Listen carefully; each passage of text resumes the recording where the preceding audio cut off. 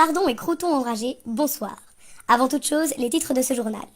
Nous commencerons avec les vilaines nouvelles du vilain chantier de la vilaine prison et du calendrier prévu par Cafasso. Ensuite, nous passerons aux Krusty News de la lutte, tous les événements, actualités et actions contre le prison et son monde. Et nous terminerons le journal en vous informant de l'agenda à venir. Alors, au niveau du chantier, c'est qu'ils se sont bougés. Depuis 2 mois, des semi-remorques, pelleteuses et autres machines ont défilé sur le terrain et l'ont rendu méconnaissable. Cafasso, fier de son désastre, en a même fait une vidéo de promotion. Assainissement du sol, terrassement, pompage de la nappe phréatique, évacuation de dizaines de milliers de tonnes de terre, etc. À l'heure de ce journal, le chemin du Kelbeek a été dévié, le terrassement et l'assainissement du sol s'étendent. Tout ça, toujours sous l'œil de Vigile. Vigile qui, rappelons-le, ne font qu'appeler la police en cas d'intrusion sur le terrain, et pour ça, ils doivent encore le voir. Vous l'avez sans doute entendu dans les médias, cet avancement d'agenda est scandaleux. Il y a quelques mois, une requête en annulation des permis d'urbanisme et d'environnement a été introduite au Conseil d'État. Selon la procédure, les requêtes en Conseil d'État doivent passer par des auditeurs. Dans ce cas-ci, l'auditrice a donné raison aux opposants et conclut en faveur de l'annulation des permis d'urbanisme et d'environnement. Face à cette nouvelle, les entreprises Cafasso et la Régie des bâtiments ont décidé d'avancer leur chantier de 2 mois. Et oui, au Nouvel An, Cafasso, toujours dans son trip d'humour noir, a envoyé son calendrier avec une carte de meilleurs vœux pour la nouvelle année. Selon ce programme, les fondations sont prévues à partir de fin janvier au lieu d'avril, et le début de la construction commencera dès le printemps 2019. C'est qu'ils ont peur, les constructeurs de prisons. Ils se pressent. Et nous, on assiste à un vrai passage en force. Mais s'ils ne s'arrêtent pas, on sent dans l'air qu'une résistance va s'organiser. Après ces sinistres nouvelles, les news des rescousseurs et rescousseresses. Il s'en est passé beaucoup de choses depuis la dernière K-News. Remontons au 17 octobre, soir où Cafasso et la Régie des bâtiments organisaient une séance de questions-réponses, ou plutôt de questions sans réponse, avec les habitants de Harone. Sans surprise, ils n'ont fourni que des réponses détournées et ultra techniques face aux critiques générales de la salle. Cette séance d'information n'était que le reflet fidèle du monopole décisionnel de nos concepteurs de prisons sur mesure. Mais les voix qu'ils ne veulent pas entendre ne se sont pas laissées avoir. Dans le quartier, on entend encore résonner la parole d'un habitant. Les carottes ne sont pas cuites. C'est à ce moment qu'un appel à action est sorti. Un appel à ce que chacune et chacun sorte de son terrier pour dénoncer les politiques d'exclusion et exiger l'arrêt des travaux de la maxi-prison.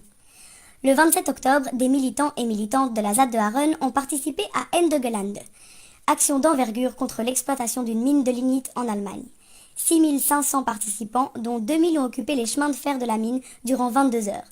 Big up aux zadistes de Hambach qui protègent cette forêt de l'élargissement de la mine de lignite depuis plus de 7 ans. Le 31 octobre, les habitants de la ZAD se sont fait une fête d'accueillir comme il se doit les enfants du quartier pour Halloween. Sorcières et autres créatures étaient au rendez-vous. Le festival anticarcéral a ensuite battu son plein du 1er au 4 novembre. Au programme, projections, discussions, débats, concerts, promenades, grosses boostify et ateliers activistes. Le tout dans le but de faire entendre des voix anticarcérales. Il y a eu du monde, il y a eu de l'écho. Espérons que la gronde anticarcérale va continuer à grandir.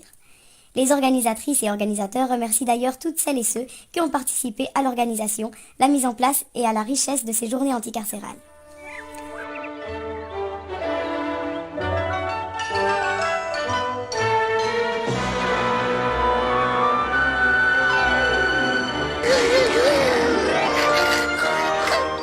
Le 9 novembre, des lapinous ont répondu à l'appel à action en envahissant la Régie des bâtiments avec le soutien des animaux du bois de Katsu. En tout, 70 animaux clamaient ce nom à la maxi-prison que l'organe fédéral responsable du chantier refuse d'entendre. Le tout dans un joyeux bordel de feuilles et de copeaux.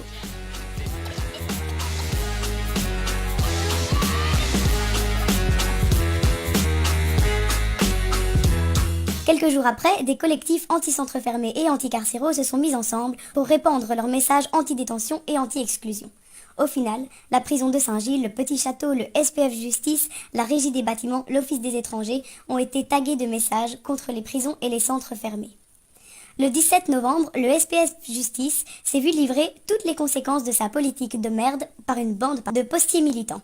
J'ai un recommandé pour le SPF Justice à l'adresse de M. Koen Geens. Alors, il est écrit « Conséquences et logique de la politique de merde ».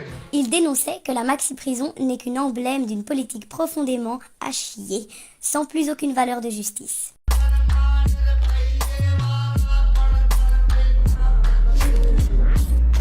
Le 2 décembre, action de brainwashing qui informait la population du projet pourri de Aaron et du non-sens du système carcéral.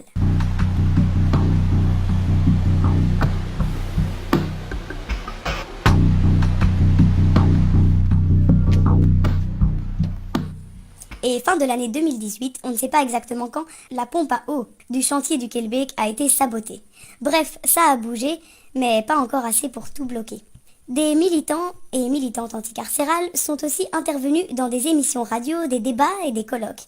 Puis il y a eu la seconde édition de la Nuit des bières solidaires, le véritable recyclard de la militance, avec la Kill Beer qui reverse maintenant par bière achetée 50 centimes à l'activisme, 50 centimes au financement des recours juridiques et 1 euro pour la brasserie de la Laisse.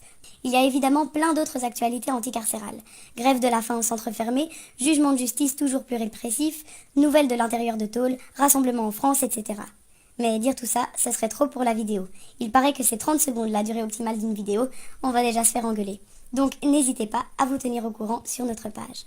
Maintenant, quelques nouvelles de la ZAD en tant que foyer de lutte. Le chantier d'un espace de travail résistant au froid est enfin viable et peut accueillir la lutte à côté de son poêle. Ni gerçure ni barreau. Il y a toujours un besoin de matériel, n'hésitez pas à contacter la page pour plus d'infos. Agenda. Des ateliers sont lancés. Il s'agira au minimum de permanence d'informations sur les luttes anticarcérales, avec bien sûr un focus sur la maxi-prison. Le 3 février, ce sera une permanence spéciale où on abordera le thème de la privatisation, y compris celle des prisons, avec pour invité un économiste et une représentante syndicale. On a entendu résonner des appels à action contre le début du chantier, et un mois de prison s'organise aussi à Paris. C'est la fin de ce journal, on se retrouve bientôt.